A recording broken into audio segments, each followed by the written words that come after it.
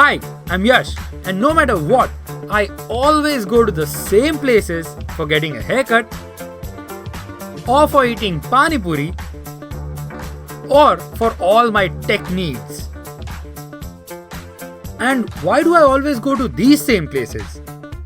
Maybe because I just trust Vinod Bhai that he is never ever going to style me wrong. Or I just love the way Ashish serves me pani puri. Or maybe because I just admire premium products. Trust, connection and preference. All this leads to regular customers, more sales and increased profits.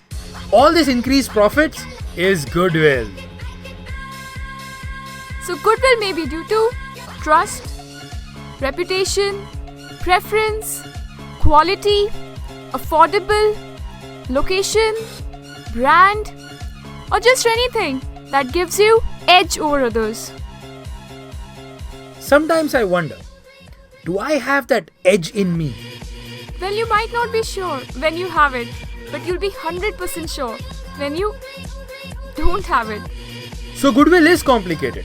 But do you know what's even more complicated than goodwill? It's valuation. So we'll see that from the next video.